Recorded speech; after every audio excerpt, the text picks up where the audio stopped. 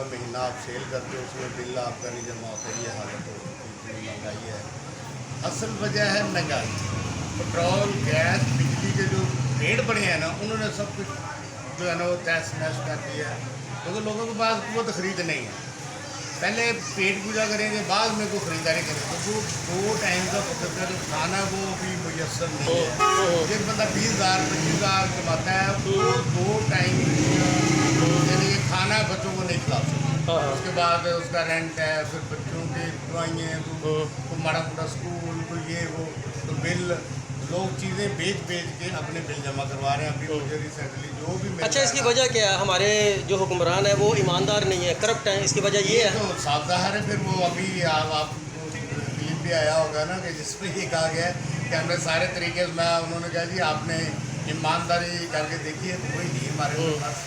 जो भी आता है वो बस मामला को अगले पे डाल देता है, पिछला कर गया तो पिछला कर गया। अच्छा, हम आवाम को जो है जो हमारे हुक्मरान हैं, हम उनको करप्ट तो कहते हैं। क्या जो पाकिस्तानी कौम है एज आ फ़र्द आप देखें, एज आ इंडिविजुअल तौर पर, क्या ये भी ईमानदार है? नहीं जी, आप नीचे से लेकर रेडी वाले से लेकर ऊपर तक क्योंकि मैं ये बात आप फर्मूला कहते हो कि हम उनको तो ब्लेम देते हैं जी, वो वज़ीर आज़म आप एक रेडी वाले के पास चले जाए, उसको दूर खड़े उसको हाथ ना लगा, उसको बोलो यार कैसे महंगा हो गया, 300 रुपये, यार ये 5 किलो डाल दो। उसने जो गले सड़े हैं वो डाल के, तो उसका वेट भी 4.5 किलो होगा, तो पैसे दे। अब नीचे से लेकर ऊपर तक बेईमानी जो ना हमारे में कूट के बनी है। अच्छा, क्या मैं ये कह सकता हूँ कि वो लोग, वो यहूदी, वो जो सूअर का गोश्त खाते हैं, कीड़े मकोड़े खाते हैं, गंद खाते हैं, वो हमसे बेहतर हैं जो कि अदालतों के अंदर जाके इंसाफ करते हैं? वो हमसे बेहतर हैं उन लोगों की निस्बत जो कि हज भी करते हैं, उम्रे भी करते हैं, नमाज़ें भी पढ़ते हैं, और जब अपने घरों में आते हैं, कारोबार के अंदर आते हैं और आके ये कहते हैं कि जब तक हम झूठ ना बोले कारोबार नहीं हो सकता। तो क्या फिर वो जो सूअर खाने वाले लोग हैं वो हमसे बेहतर नहीं हैं? बेहतर, मैं कहता हूँ इतने बेहतर कि काश वो कलमा पढ़, उन जैसा कोई है ही नहीं। हम तो बिल्कुल किसी गिनती में भी नहीं आते उनके मुकाबले में। बेईमान, धोखा, फ्रॉड, भाई का भाई खा रहा है, जताते हड़प कर रहे हैं, हम तो किसी गिनती में नहीं। हमने तो ये फ्रॉडबाजी रखी, जिसने ज़्यादा फ्रॉड करना वो एक बार जो कर रहा था, कहते ना वो शेख साहब थे ना, तो वो बच्चे ने उसके बैठा हुआ था, तो उसने कोई सौदा कोई थोड़ा मुनासिब रेट पे दे दिया। फिर आए हाजी साहब, तो वो कहते हैं कि ये अब्बा जी इसने ये चीज़ इतने की दे दी। कहते हैं अच्छा अगले साल उसको हज पे भेजो। यानी कि इतने करप्ट हैं हम कहते हैं कि बेईमान, झूठ, जो भी पैसा आना चाहिए, और कब्रें अपनी भारी करते जा रहे हैं, लोगों के कब्रें काटते जा रहे हैं, कोई नाइंसाफ है, ऊपर से नीचे तक पूरा निज़ाम करप्ट है। अब मैं एक जुमला कहने वाला हूँ, अगर मुझे उसमें कोई गिरफ्त ना हुई तो अब इस मुल्क में सिर्फ एक ही हाल है, वो खूनी इनकलाब। अल्लाह करे वो अल्लाह का बंदा हजरत उमर फारूक अल्लाह ताला जैसा आए, और ये जितने भी करप्ट लोग हैं ना ऊपर से नीचे तक, इनका एक दफ़ा सफाया कर दें तो फिर शायद बच। अदरवाइज कोई उम्मीदें सारी जो है ना उन पर पानी भर जाए। अब कोई उम्मीद नहीं, क्यों? सबको आजमा के देखना, सबको। किसी ने भी नहीं इमाम का सोचा, किसी ने भी गरीब आदमी का नहीं सोचा। मुझे बताएं, एक कमरे वाले जिसमें एक पंखा बचा रहे हैं, एक लाइट है, उसका 18,000 रुपये बिल आ रहा है, जबकि वो 800 रुपये दिहाड़ी लेता है। तो आप अंदाज़ा लगाएंगे कि वो कैसे अपने आप को बेचारा इस माशरे में जिंदा। अच्छा, इस वक्त मेरे जो सुनने में आ रहा है वो ये सुनने आ रहा है कि लोगों ने अपनी मोटरसाइकिलें बेच के बिल जमा कराए हैं, घर के बर्तन बेच के बिल जमा कराए हैं, जो कि थोड़ा बहुत सोना था। ये बिल्कुल हकीकत है, मैंने खुद इसका तशुद्दी हुआ हूँ। मैं बाइक वाले के पास बैठा था, बाइक चला रहा था, वहाँ एक बच्चा है बेचारा 20-22 साल का, ये जॉब करता था, तो बाइक बेचने आया था। उन्होंने बेटा क्यों बेच रहे, वजह अंकल जी आपको क्या बताऊँ, बस मैंने कहा हुआ गया, बताओ तो सही, आप तो जाते हो इसी अपना रोजी कमाने के। कहता है जी 3 माह हो गए हैं। बाप कहता है मैं सैलरी लेता हूँ 18,000 रुपये, अब उससे तो मेरे घर का वो किचन वो भी नहीं चलता। मुझे 3 माह का 70,000 रुपये बिल आ गया, 1 महीने में नहीं जमा करवा था, दूसरे हम मीटर मार के दे गए। अब मेरी माँ बच्चे गर्मी में खड़ रहे हैं, अब ये बाइक में बेच के मीटर लगवाऊँगा, मतलब फिर आगे क्या करूँ, क्या करूँ, पाका के और क्या करूँ, जॉब पे भी नहीं जा सकूँगा। और इसके बाद बाकी वो फ्रेंचाइज वाले मेरे दोस्त हैं, बेलजियम वाले करते हैं, मैं वहाँ जाता हूँ रात को, तो वो मुझे बताते हैं सब, कहते हैं हमारे यहाँ से निकल आते हैं, खवातीन आती बेचारी, कोई कहती है मेरे ये मामूली सी बच्ची की ये है कोई कानों की वाली, ये बेच कर मैं बिल जमा करा लूँ, कोई कहती मैंने वॉशिंग मशीन भेज दी, कोई कहती मैंने मोबाइल भेज दिया, कोई कहती मैंने कार की फलां चीज़ बेची है तो बिल जमा करा लूँ, कितनी देर चीज़ें बेचेंगे। अच्छा, बात ये है कि ये बेच दिया, वो बेच दिया, कब तक ये कब तक मामला चलेगा? मैं तो यही कह रहा हूँ कि कब तक। अब तो तौबा अस्तगफार में अस्तगफिरुल्लाह अस्तगफिरुल्लाह अस्तगफिरुल्लाह मेरे मुंह में था। यहाँ तक सुना है, बल्कि मेन टीवी पे मैंने सुनी है ये बातें कि नौज़बिल्ला इस पे जो है वो नीलाम हो रहा है, इससे नीलाम मामला पहुँच चुका है अब। और कोई किसी को परवाह नहीं है, पुरानों को किसी किस्म का नहीं परवाह कि वहाँ हमारी मर रही है। अब चीनी को दे दो तो 90 रुपये गवर्नमेंट रेट है, 170 रुपये में भी नहीं है वेल आपको, कोई पूछने वाला नहीं। आटा 200 रुपये किलो, कोई पूछने वाला नहीं। यानी जो और इस वक्त कमा कौन रहा है, इंडस्ट्रियल सरमायादार। पहले होता था तो किसी ज़माने में ना चेक एंड बैलेंस होता था, रेट बढ़ाना तो इशारा होता था, वहाँ से अप्रूवल लेनी पड़ती थी। अब सुबह को ये बिस्कुट मिसाल 10 का है, दोपहर को 15 का, रात को 20 का, रात को कोई पूछने वाला नहीं। ये ब्रेड कितने की, 50 की, रात को 80 की होगी, कल गए 220 की होगी, कोई पूछने वाला नहीं। जो भी ज़रूरत है ज़िंदगी अपनी मर्जी के रेट हैं सरमायादार के लिए ये। अच्छा, ये जो हमारे निगरान वज़ीर आज़म आए हैं, इनको आए कि कितने दिन हो गए हैं?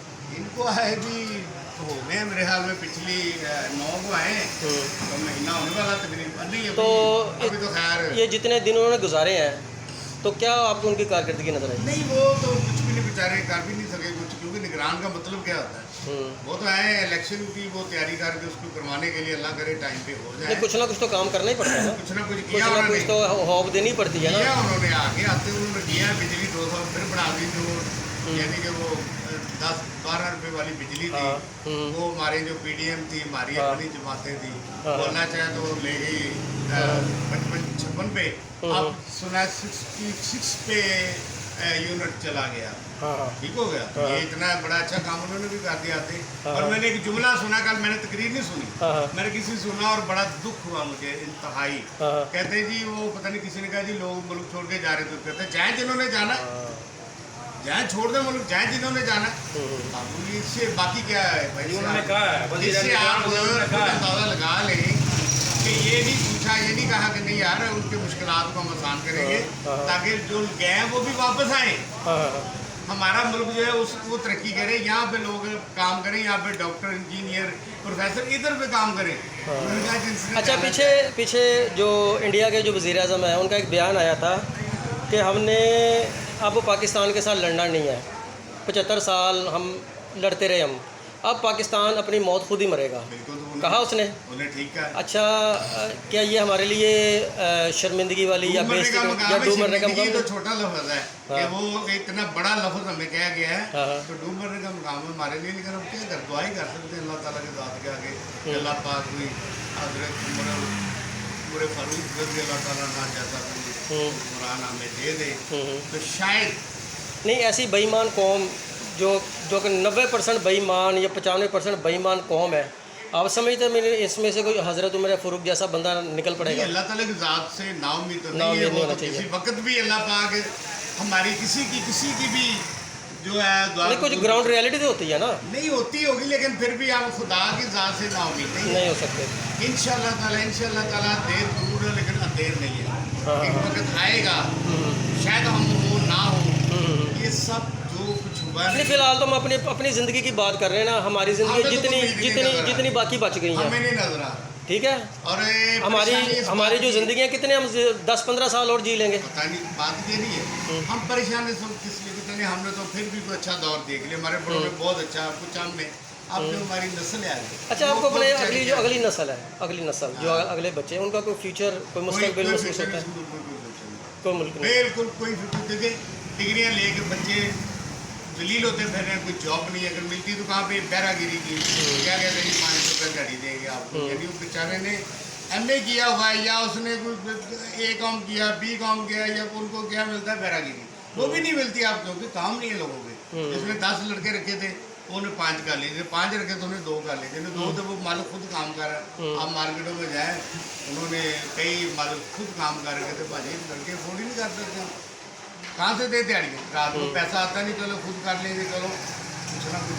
इसलिए वो फ्यूचर में आप देखें बच्चे बेचारे इतनी महंगी तालीम, इतनी महंगी माँ बाप अपना तन मन धन बेच कर उनको एक काम पर पहुँचाता है, आगे जॉब ही नहीं, कुछ भी नहीं, और बिजनेस करें तब भी कोई नहीं, जॉब मिलती नहीं है तो क्या करेंगे, डकैतियाँ चोरियाँ नहीं करेंगे तो क्या करेंगे, या नशे में लग जाते हैं। ये देखें, ये माओ के बच्चे मैं जब देखता हूँ तो जब ये पैदा हुआ था ना, तो बेचारा इसके माँ ने भी, ये बाप ने लड्डू बांटे तो मेरे घर बेटा पैदा हुआ, आज वो देखो मुरी में गिरा हुआ, क्यों कि उसको हो सकता वो हालात ही ना मिले हों जिसका वो हकदार था, उसके माँ बाप को वो सहूलत ना मिली हो कि आगे उसको वो सर्वाइव कर सकता है, तो फिर वो क्या होता है, नशे में लग जाते हैं या जुराइम की दुनिया में कदम रख लेते हैं। अलबत्ता मुस्तकबिल एक तो होता है, मुस्तकबिल दूर होता है, चलो दूर का तो हमें पता नहीं, मगर करीब में आपको, करीब के अंदर आपको कोई मामला नजर आ रहा है, ऐसे कोई रोशनी की जो है ना वो नज़र नहीं आ रही फिलहाल। दुआओं से ही फिलहाल है कि अल्लाह ताला हमारे हाल पे रहम करे करे, और कोई ऐसा कोई अल्लाह का नेक वली और बंदा आ जाए, या अल्लाह ताला मौजूदा जो हुक्मरान है अल्लाह ताला इनको हिदायत दे दे। समझ के तो ठीक देते, जैसे अच्छा जुमला कल कह रहे थे मेरा साहब, उन्होंने आर्मी की वो तकरीब लाई तो कहते जब वो बच्चे वो डंडोली वाला वाक़या है, तो मेरा अपना बेटा जो है ना वो मेरी आंखों के आ रहा था आगे, तो अल्लाह ने बड़ा करम किया, मैं आर्मी को सलूट पेश करता हूँ, हमारी आर्मी है तो हम हैं, अल्लाह ताला की ज़ात के बाद अगर हम ये बैठे हुए रात को सुकून से सोते हैं तो ये सिर्फ आर्मी की वजह से, जो माओ के बच्चे शहीद होते हैं वहाँ पे हम सुकून की नींद सो रहे हैं। अब भी अगर हम बैठे हैं ना तो सिर्फ और सिर्फ आर्मी की वजह से, मैं उसको 100 बार सलूट पेश करता हूँ। तो उन्होंने एक जुमला कहा कि मेरा बेटा मेरी आंखों के आता, तो काश उनको जो बच्चे भूख से मर रहे हैं ना वो भी आंखों के सामने आ जाएं, जो माँ बाप जो खुदकशियाँ कर रहे हैं वो भी आ जाएं कि ये भूख से क्यों मार रहे हैं, क्यों खुदकशियाँ कर रहे हैं, बच्चों को क्यों मार रहे हैं, तो अल्लाह करे शायद यही उस लेवल पे चल गुजरे। अच्छा, कोई सियासी सवाल आपसे कर लूँ? नहीं, सियासी नहीं उससे इसे अवॉइड करें। हाँ ना, अच्छा, क्योंकि मैं सियासी बंदा हूँ, इसलिए कोई भी करूँगा तो किसी मुखालफत में चले हाँ, तो फिर किसी दिल आजारी ना हो जाए। चलो जी, मेहरबानी, बहुत शुक्रिया, थैंक यू जी, अल्लाह हाफिज़।